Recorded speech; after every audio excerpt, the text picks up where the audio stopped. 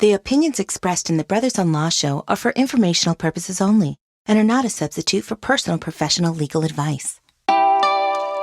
Thanks for tuning into Brothers-in-Law on Go Country 105.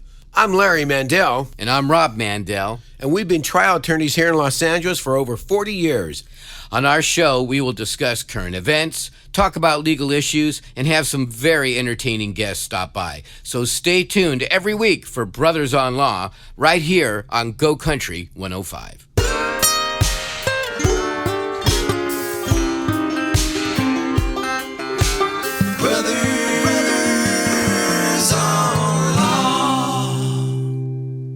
All right, here we are on the Brothers-in-Law. I'm Rob Mandel. And I'm Larry Mandel.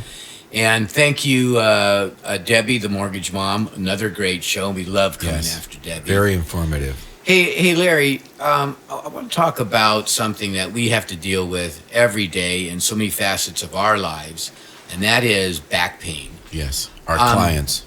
Of course, our clients and even ourselves. In fact, you've had back issues. Do you remember the first time that you hurt your back? I think I mentioned this on an earlier show, but yes, I was working for a plant nursery and I was transporting some fertilizer in the back of a pickup truck. Wait a minute. You were working for a plant nursery? Yeah. How old are we talking about? I was probably 18. Oh, so 18 years old and you hurt your back. Yeah. That's a bummer. Yeah. So what happened? You were lifting this... No, it fell off the truck in the middle of traffic. And it was a heavy bag, and I ran out there because I didn't want to create a hazard for the other motorist, and I lifted it up so quickly, and it was like, ugh! Oh, wow. How about you, Rob? Well, I've had back issues over the years, and I had to have surgery a couple of years ago, actually, and That's right. it was really a bad deal, man, because, I remember you were in so much pain. Oh, my God, I couldn't move. And, it's pretty common, a lot of people have back pain, and we're lucky enough to have with us today a maestro of fixing back pain. His name is John Austria. He's widely considered the top chiropractor in the San Fernando Valley and maybe all of LA. And welcome to the show, John. Welcome, thank you for having me. Thank you, Dr. John. Dr. John. Yeah. Thank you. So tell us about yourself a little bit. We know you're a chiropractor, and what does that entail? Basically what I do is I take care of people with bad backs. Which is a lot of people. I mean, a lot of people do go through our office on a weekly basis. I mean, I think on a regular we see about 500 a week. Wow. At the most we've done 800 a week. 800 people in one office. Yes. How many hours do you work a day? Long days are 14, short days are 9. Wow. Yeah. Do you ever sleep? 4 to 5 hours a day. And when you sleep, are you dreaming of people complaining about their backs? No, he's dreaming about fixing them. Rob, when I sleep, I don't dream, man. I'm so tired, I don't even dream. Wow. Well, all the power to you, brother. So why is it so common to have these, back issues? I think the reason why it's so common, especially today, people just don't take care of themselves. A lot of the times, you look at people's jobs and what they do. It's a lot of sitting. Sitting produces the most back pressure. Really? Yeah, because of the fact that you don't have any pressure on your hips, you don't have any pressure on the knees. It's just all of the weight on the back. So it's just disc pressure all day long. So you've got guys who sit in front of a computer for 14 hours a day in front of, just sitting there looking, and they don't get up. And what ends up happening is they start to compress the disc, and then suddenly they've got back problems. So it's not necessarily even lifting. Yeah. It's just that sitting. That's what we see more often. That's crazy. So, John, let's talk a little bit about preventative. Well, wait a minute. We're jumping the gun. No. He's talking about a disc. Maybe not everyone understands the anatomy. Well, okay. But I do want the audience to know about how to prevent back pain. He's going to get there. We have a whole half hour on this show. All right, John. John, tell us a little bit. This is what I have to deal with on a daily basis. Back anatomy. I deal with him once a week. So I feel for you. What are we talking about? Why? You got your spinal column and your bones in there, and you were describing discs. What are they, and why do they become problematic? So basically what you have, and we'll just take a small section of the spine, you have a bone on top of a bone, and in between the bone you have what they call a disc. And basically what that disc does is it prevents, or it allows to have space between the two bones so that the nerves from your spine can leave, and that's what causes, or that's what allows your body to function. So anytime you have two bones compressing because that disc is giving out, now the space for that nerve to come out is compensated. And that's where people develop the pain, because it's the nerves that actually tell you that there's pain in your body. So when that nerve gets hit, then we have a problem. Because the disc will push out they call it a slip disc or a herniated disc. Yep. And it will push on this little nerve branch that comes out of your spine, right? Exactly. So what is the disc made out of? Basically, a disc is what they call annular fibers, and they crisscross. And that crisscross of the disc, like the layers of the crisscross, allows that disc to be sturdy. But like I said, a lot of the times with just the body weight, even with the sitting and some trauma, and that's what you guys are for the accidents, that trauma will weaken the fibers. And as those fibers get weak, that's where people get tears, and that's where the disc bulges develop, because of the way the nucleus pulposus inside, which is like the water inside the disc, will push out and branch out. It's like almost, I've had examples like a jelly donut. Exactly. Right? So the inside, the jelly is pushing out because there's been a disruption or trauma to the outer layer of the donut. So Now all of a sudden I'm getting hungry. Think about a jelly donut. It's 8 o'clock in the morning. I haven't had any breakfast. You know what, Rob? Don't eat too many because it'll be too much weight on your stomach and bad for your back. That's right. Preventative care. The jelly donut you eat is bad for the jelly donut in between your vertebrae. So all right, okay. talk about jelly. Yeah. So and so just sitting after a while starts to break down this disc. Is that what's happening? It's just the pressure. And so, one of the things that we tell our people, because if you look at jobs nowadays, a lot of jobs are in front of a computer, a lot of IT guys out there. And one of the best ways to prevent it from happening is just taking a break. You take it after 40 minutes of sitting, just get up for a couple of minutes and go get water, go to the bathroom, or do something like Walk. that. Yeah, I'm standing up right now just because of that, John. Well, all right. So now that does come back to Larry's question that I kind of short-circuited. Yeah, the good question. Yeah. So besides just getting up from a chair and taking a little break and walking around, what else can you do to prevent back issues? Yeah, strengthening your back. Okay. And that, Core. exercising, core work, Pilates, things like that, where you can actually strengthen the core of the body. John, how about also ergodynamic, structuring? Oh, you know what I'm talking about? Thanks. Isn't that a big word? Like ergodynamic structure. Ergodynamic. Anyway, but for like the way your chair is, positioned to your desk and something for your back. So maybe you can address that a little bit. That is very important, especially because of the fact that most people do sit at their jobs. If you have a bad chair, that's going to affect you. I think one of the things that affects people the most is not necessarily the chair, but the fact of the station that they're sitting at. If you ever watch somebody when you walk into an office, their screen is either too high or too low. And a laptop is probably one of the worst things that you can work off of, which is what I do at home, so I'm guilty of it. Yeah. But if you look at the position of a laptop, you can't raise the screen up. The screen is set at one angle, so when you look at people, they look like they're just hunched over this laptop, and that's what creates the neck problem for most people. Because you also treat necks, too. We're not just isolated to the back, exactly. But also the neck. Well, that's true. I guess when I was thinking about back pain, I was thinking about that whole spine, all the way from the base of your head all the way down to the sacrum, and that's where a lot of us just have issues along that whole area of our bodies, right? Yes. We're Larry and Rob Mandel, the brothers-in-law, here on Go Country 105. Do you have a legal issue you need help with? We want to hear from you. Find us on Instagram and send us a message. Then tune in on Saturdays at 8 a.m. right here on Go Country 105. Hey, if you missed any part of this show or you just want to hear it again, go to brothersonlaw.com for all of our previous shows and all things Brothers on Law. So when you talk about core strengthening, though, what do you mean?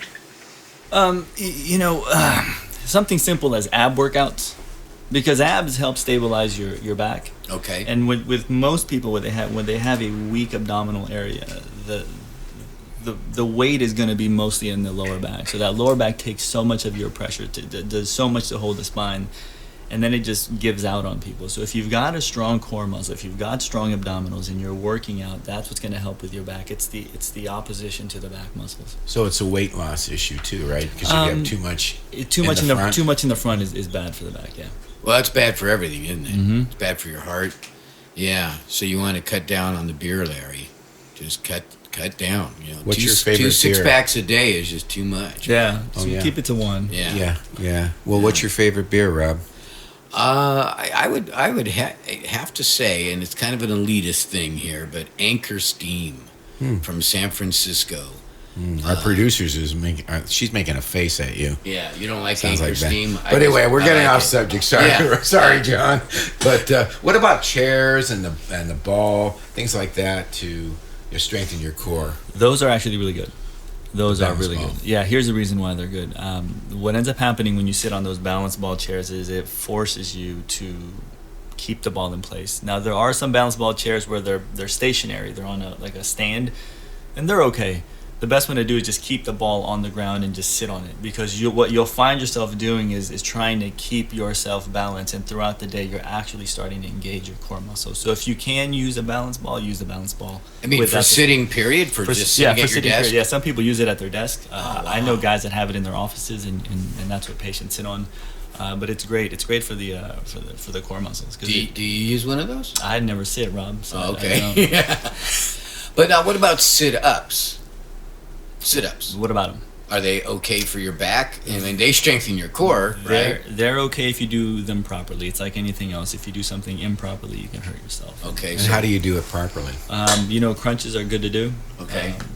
Not going up too high, right? Not going up all the way. You see people doing a full crunch, and what ends up happening when you do a full crunch is the back will engage, and then that's where people will hurt their back. So going all the way up is not good. But strengthening the abs doesn't necessarily mean doing a sit-up. You can do something as easy as a plank and putting weights on the low back while you do your plank. 5 minutes a day, it strengthens your core muscle. And what about stretching, John? Stretching the low back. Yeah, stretching. Always good to do. Yeah. Always I mean, good. There's But- certain stretches that target the back and the neck. Yes. Here's the thing with stretching though, because I have patients that will get in trouble with stretching. People think that you stretch and you stretch and you stretch, and what ends up happening is they'll overstretch. You know what I mean? So you've got to understand how far you can take the back muscles. And so if you're having all right, issues. I want to ask one thing. All about that. right, I'll Hold on one save second. my question. So let's say you're a runner or you're going to engage in any kind of sport, and our audience is about to go out and run or play baseball, whatever. Do you stretch before the game or run? You stretch before the game. Okay. Yeah. So I've heard different sides of that story, that you wait until afterward and then you stretch. No, the reason why you want to stretch before the game. I mean, I know some people who do stretch after, but when you stretch a muscle, you actually loosen up the muscle fibers. So to not stretch before an activity that's strenuous, that's where people develop injuries. You'll develop a tear, you'll develop a sprain or a strain. So you want to keep that muscle loose. It's good to have loose muscles. Okay, talking That's the about thing. loose. Go ahead, Rob. Well, what I was going to ask you is, you were talking about learning how to stretch properly, right? So if you're having some issues already, I take it the better thing to do is, before you go off and start trying to self-do this and self-do that, see a professional like yourself and learn how to care for your issues. Exactly. That's really good. I mean, you don't have to go there after the fact. Go there before the fact, right? So what do you do then? What do you do for people? Just depends. It depends on what they come in with. I mean, I can take a simple example as, let's just say somebody comes in with back pain, lower back pain. What we would normally do is evaluate somebody, see if an x-ray is necessary for them. I like x-rays because x-rays reveal a lot. Yeah. I think it's sometimes a little dangerous to just start treating without knowing what's going on with somebody. Right, that inner anatomy. Oh yeah, I mean we've had cases where I'll take an x-ray and we've seen cancer on a bone. Wow. And to touch that is it's a little bit on the dangerous side. Yeah. So, we'll do an x-ray, we'll do an evaluation, and if they are a good match for our office and we can treat them, what we normally do simply is treat the patients with simple adjustments. And adjustments is to move the spine in the right direction so that there's less pressure. And the success rate is really high when we do it that way. Yeah, because a lot of people are reluctant to have that adjustment or the manipulation because they're afraid that it's going to now throw out something else in their body. Right. So how do you prevent that, or how do you explain that to a patient? I think the simplest way, especially in our office, because we are mostly referrals. It's mostly referrals. So a lot of our patients come in knowing that we're pretty gentle. I've been doing this for 17 years, and like I said, we've seen so many patients, and the experience level has been there. The adjustments for us are really, really gentle. So our adjustments are very different. I can say it that way. There's nothing jarring. There's nothing shocking. I mean, we can pretty much get it right on the setup, so it's comfortable for them when they get adjusted. And what's the theory behind that? Why does that help back pain? You know, here's the thing, Rob. There's really no theory behind it. When I look at an X-ray, just to give you kind of an example, when I look at an X-ray and you see the body leaning in one direction, and it's supposed to look straight, for example, right? Right. Then I just push it towards straight, and because when you put it in that position, that's where the body's supposed to be. Right. So there's no real theory behind it. It's just putting it back to where it belongs. And when you do it that way, then the pressure comes off, the swelling goes down, and then that's where you get the pain relief. I mean, obviously not all cases are the same. Some people are more an acute, and some people are more chronic, and some are more severe, and some aren't. So you just have to take it on a step-by-step, patient-by-patient. Do you adjust every time you see the patient? No.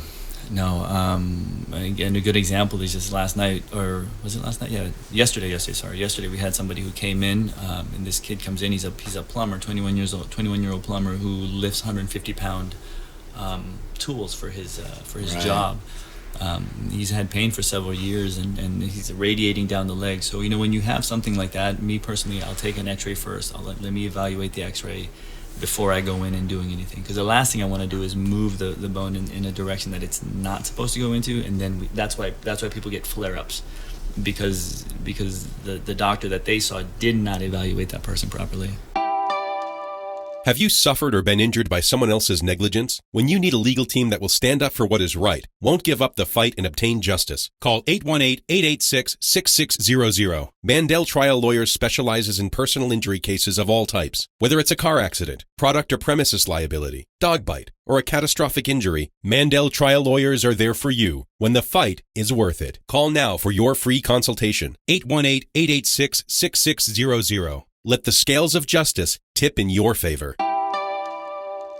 Didn't you get into this field because you yourself had some issues as a young man with your back? Can you tell us about that? Yes. At the age of 16, I played a lot of sports, and I wasn't very smart about it. You know, you always think you're going to get better by doing things and doing things that you're not supposed to do. So I would put weights on my ankles and run with them and jump with them. Man. And I blew a disc out that way. And that at 16 years old. that was the end of it, man. So dude. At 16, severe back pain, and it wasn't just a kind of back pain where you take a muscle relaxer and it goes away. It was debilitating, and to know that you have a disc bulge of that Magnitude. it was like a 10 millimeter disc bulge.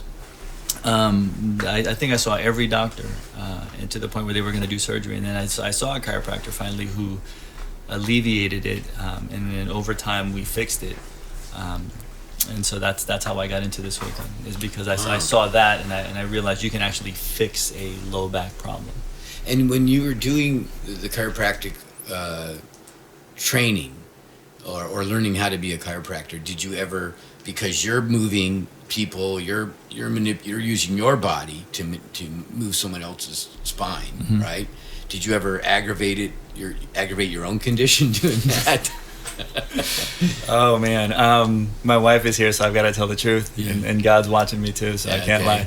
Yes, I actually threw my back out, and it was before a vacation that we were going to take. I was rushing. I had 5 patients left. It was full house. I was rushing, and I didn't take my own advice. I always tell people, if you're going to bend over, use your knees, and I decided I'm just going to bend over and adjust somebody, and the second I did it, my back went out. It was done. Yeah. And I remember going into panic mode because I thought to myself, Ruined your vacation. well, I wasn't even worried about the vacation. I was like, I got 5 patients left. I'm not going to make it. So I was able to adjust this one patient, and I waited for her to leave so that she doesn't see me, just struggling. I couldn't walk forward, but I could walk backwards. Oh my! So I walked backwards out of the room, and I kind of like snuck my head out to see if anybody was looking, and I almost moonwalked to the next room, and I would just gently take care of each patient. And then when the last one left, I was down on my knees. I called my buddy who's a chiropractor, and I had to go see him. So yes, I have thrown my back out. So John, there's some people crazy. that just don't believe in chiropractic care. I hear it sometimes from our clients who don't want to go to a chiropractor. How would you address that?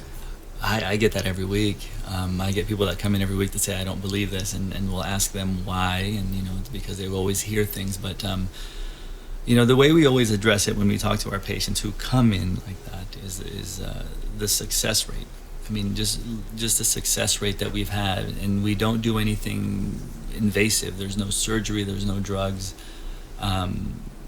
Pills. No pills. And when you look at the way we handle things, and you explain to them that everything is just done naturally, and they've got nothing to lose, a majority of people will actually get it done. I think the fear that people have, Larry, is they heard from a friend that chiropractors are bad. The same thing with attorneys, and because I hear it all the time in my office.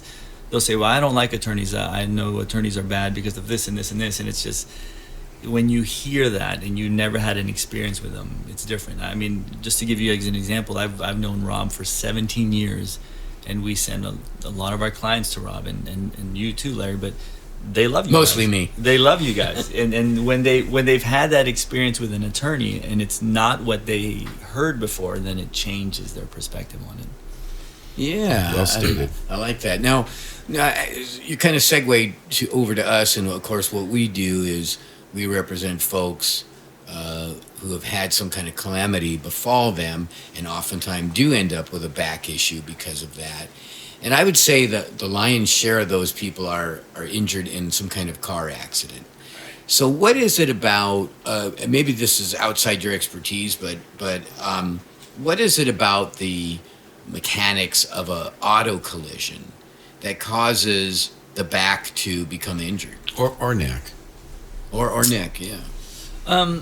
You got to realize you've got a 1,000-pound or several ton-pound vehicle sometimes colliding with your vehicle, and I think Croft has a good an example of this. Croft, they're biomechanics of motor vehicle accidents, and they'll show.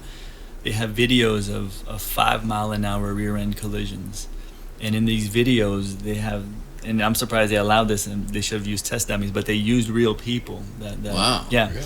And when you look at these videos, 5-mile-an-hour impacts, the guy sitting there unaware of when it's going to get hit, in slow motion, the neck actually whips fully back to an hyperextension, even with the headrest. Yeah. And so when you take a neck and you hyperextend it, the ligaments can only go so far, and we know that. So you're going to create a sprain, strain, and when it hyperflexes, meaning the seatbelt catches and the man moves forward, that's where the disc injuries come from. So even in you guys know this, in an accident, somebody will get rear-ended and suddenly they have a neck issue where the disc is bulged and they have tingling in the Right. fingers, because that hyperflexion of the neck now crushes the disc.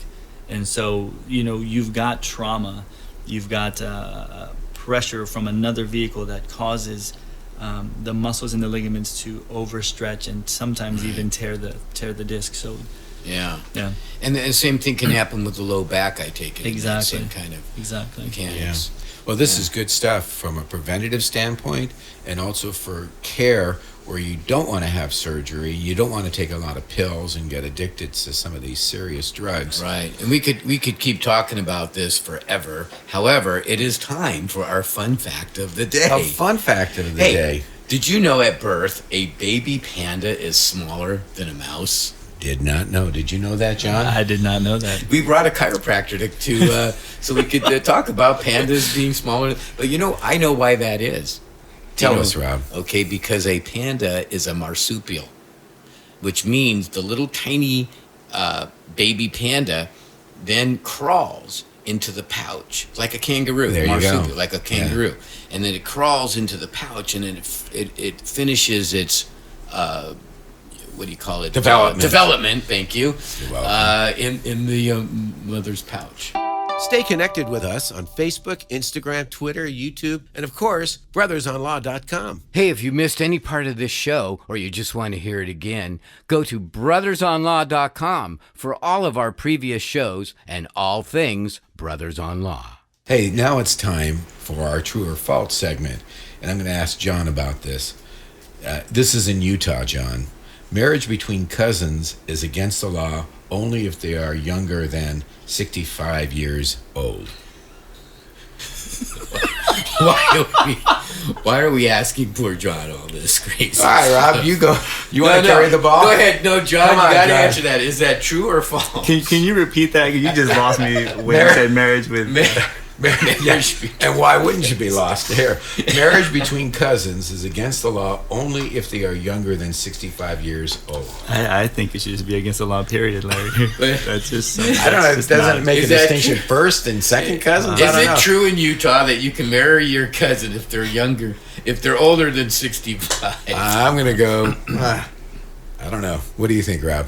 I think that's true. That's my vote. John, true or false? I guess it's true over there. I'll take false just in case. It's true. All right. A lot of older cousins get married in Utah, apparently. Hey, All right. why don't we check the Mandel messes box? Hey, how are you guys? This is Kevin. Well, I'm calling because I dropped my tuxedo off to get cleaned, and when I came back, I had the ticket and turned it in, and they lost my tux, man. What do I do? Can I sue them for the cost of the tux? What do you think about this, Rob? Yeah, first off, Kevin, you know what you do, buddy? You go to the dry... Don't think about suing them just yet. You go over to the dry cleaners, and you say, man, you lost my tux. Can you please either find it or pay me for the value of my tux? And then, if they don't do it, I guess you could take them to small claims court. Small That's probably the claims. In easiest thing. California, it's up to $10,000. Yeah. That's a very expensive tux, by the way. But that would, I think, normally you're renting a tux because you have some kind of special occasion to go to. I could see how frustrating that would be. Oh my You go gosh. there to pick up your, you got the wedding like 2 days later, and you go to pick up your tux, and there's no tux, and now you're running around trying to rent a new a different tux. It's just Yeah, if they terrible. lost it, they're responsible, though. Yeah. And so, John, Dr. John, can you tell us if you've injured your back or your neck, how does ice or heat interplay, and which would be better for you?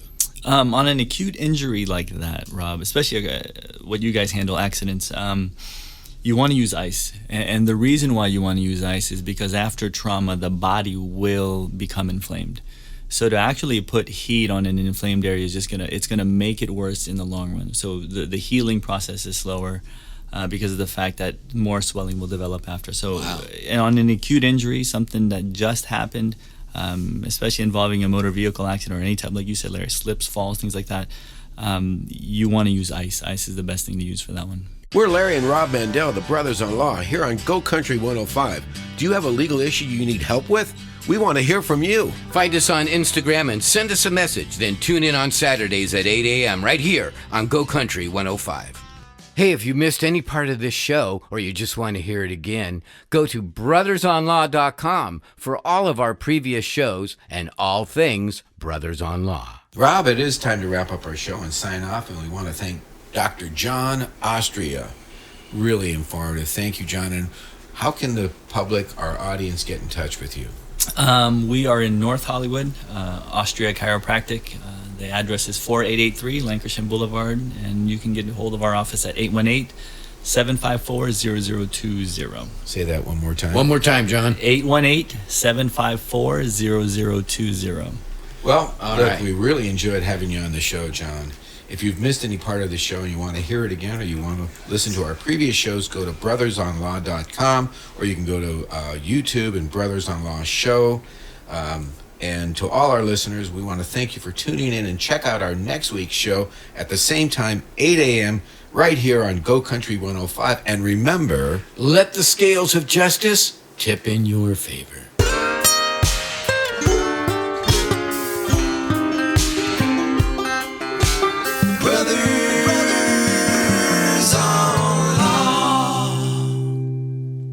The opinions expressed in the Brothers-in-Law show are for informational purposes only and are not a substitute for personal professional legal advice.